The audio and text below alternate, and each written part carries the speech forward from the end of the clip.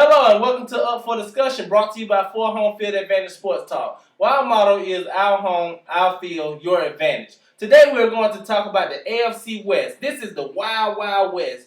This division is back on the upswing. We're going to go ahead and jump right into it. Let's hear something about those Denver Broncos.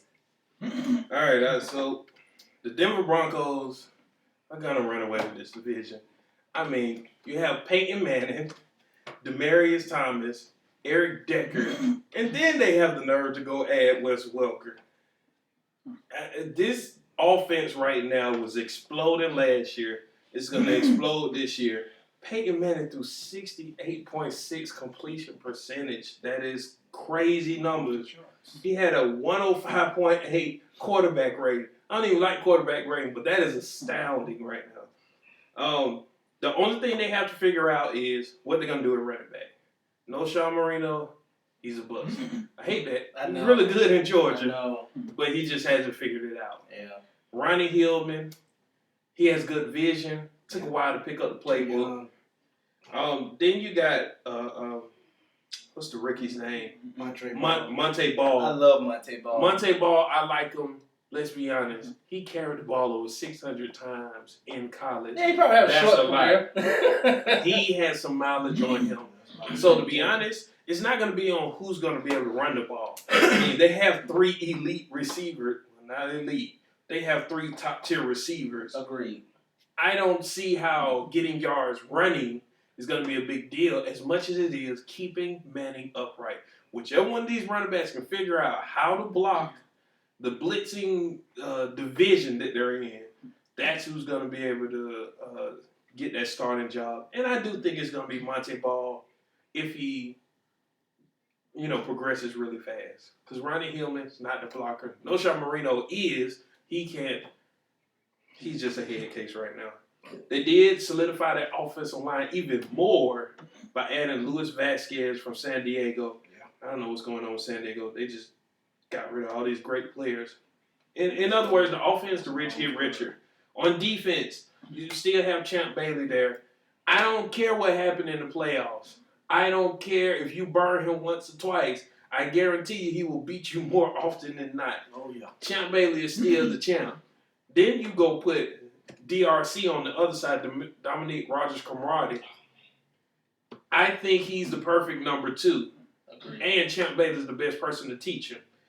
Agreed. The guy that everybody knows about, Raheem Moore. Oh, Lord. Everybody knows about that play. Don't let that play define him.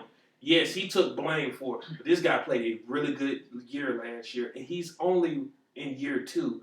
This is going to be year 3. Okay. He has already said he's dissected that play, learned from it, he's passed it. Oh, yeah. I like that. So hopefully he can continue to improve and solidify this secondary. Now with this front 7, amazing front 7 last year. Dumerville, gone.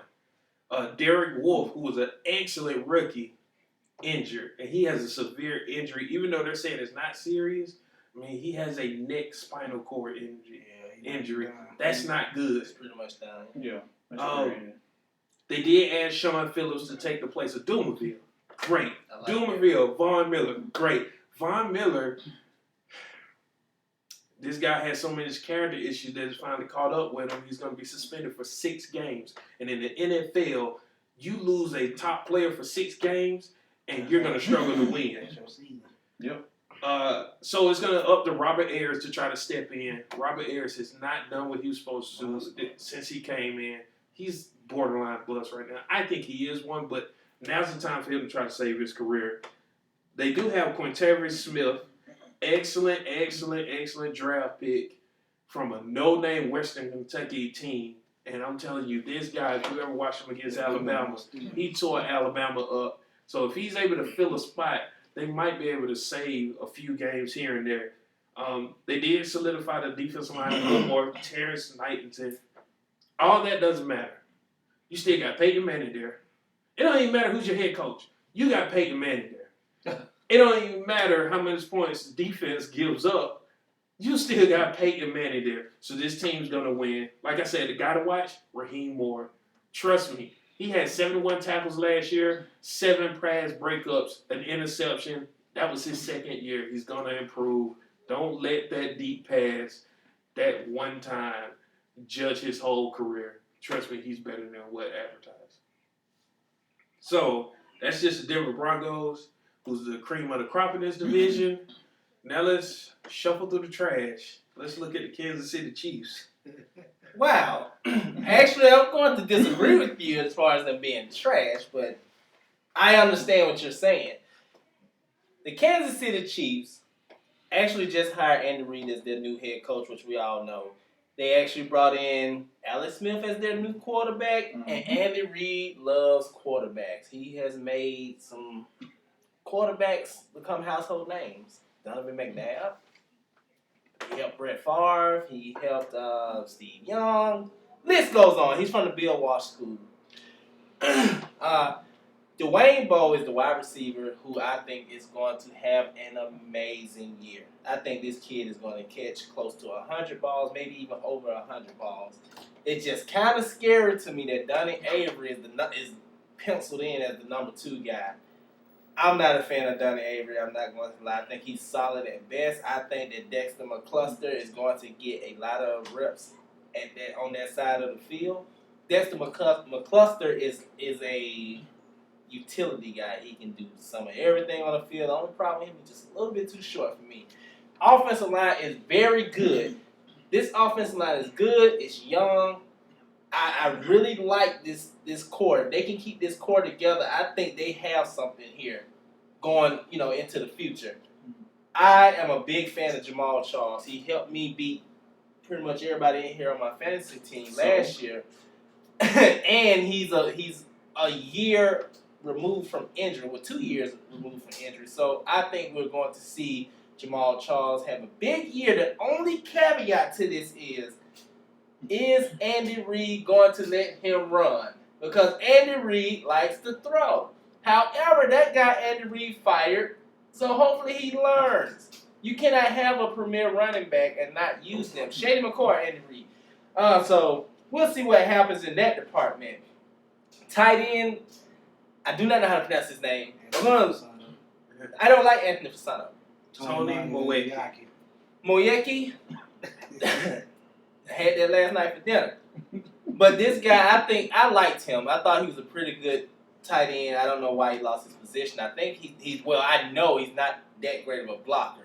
But I think their offensive line is strong enough to where this kid should start because you need as many offensive weapons out there on the field for Alex Smith.